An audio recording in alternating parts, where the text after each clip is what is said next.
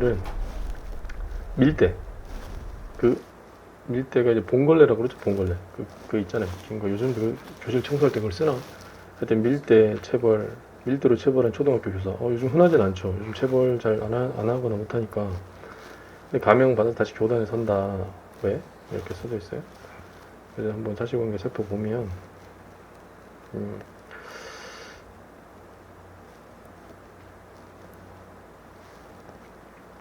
자, 숙제를 거짓으로 제출했다.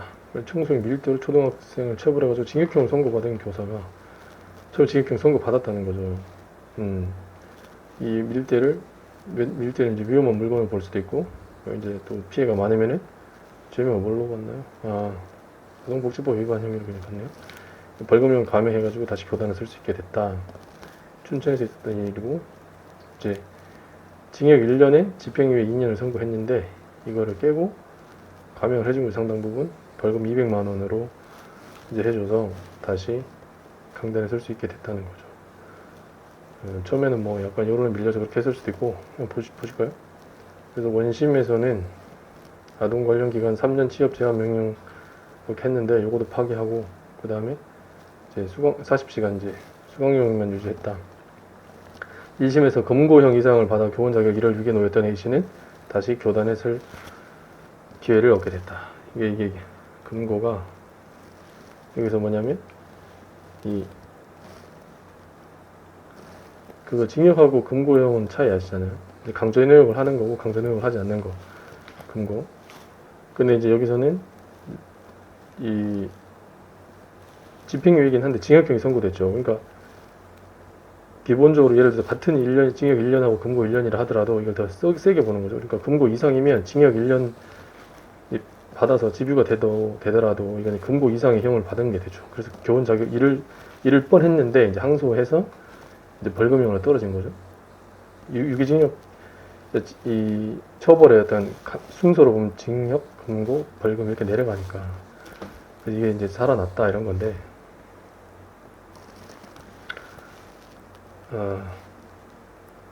근데 뭐 영어 숙제를 거짓으로 했다.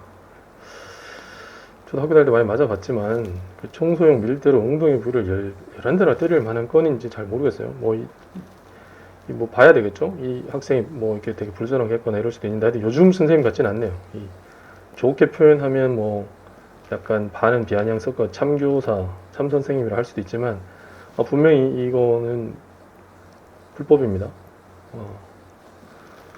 그래서 이제 2주간의 치료가 필요한 타박생을 입혔다. 2주. 근데 이제 처음에 집이긴 하지만 징역형이 선고됐다고 하는 건 굉장히 사안을 엄중하게 본 거죠. 검찰도 법원도. 근데 이제 1심에서 A씨는 뭐라고 했냐면 자신의 행위가 학생 훈육하기 위한 정당 행위로 주장했다는 거죠. 다만 피해 학생과는 이제 3,300만 원에 합의했다. 말씀드렸잖아요. 합의 금액은 천차만별이고 대신에 이제 이 사람은 교사직을 이제 잃을 위기에 있으니까 이제 합의를 이렇게 했겠죠. 이 정당 행위. 그러니까 내가 기본적으로 이제 아동복지법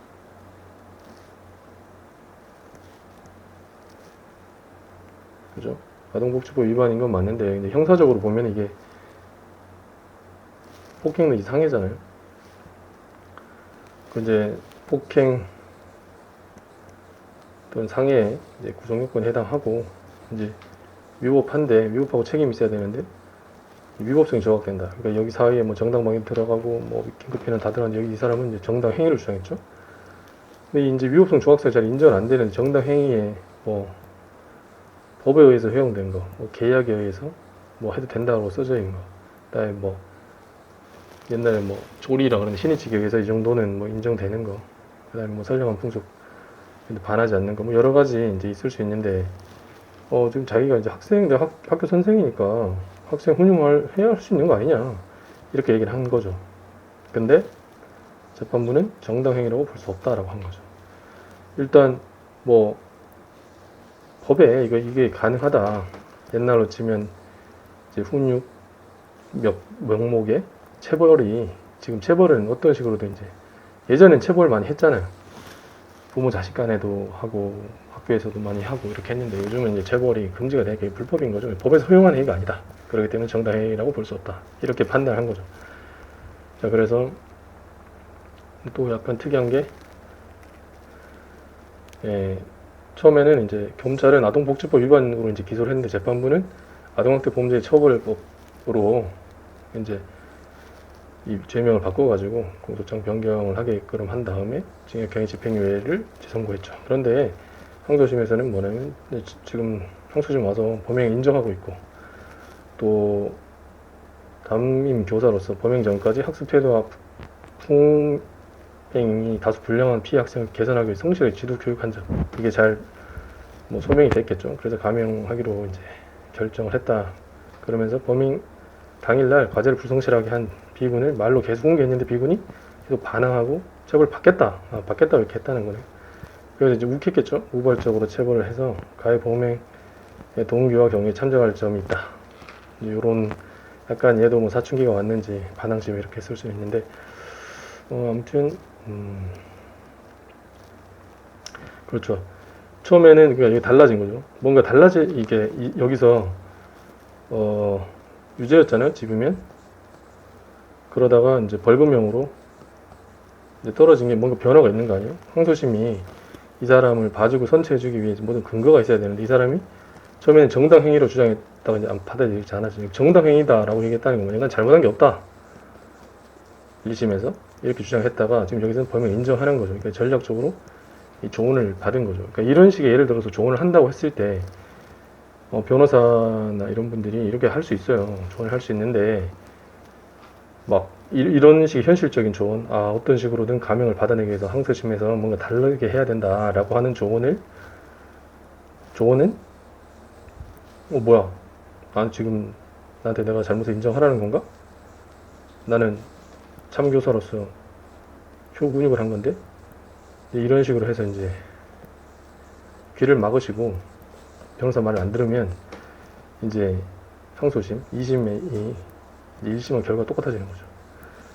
그래서 다소 좀 불편해도 전략상으로도 이제 잘못을 인정하고 뭐 합의가 안 이루어지면 합의도 하고 이렇게 하면 변화가 있을 수 있다.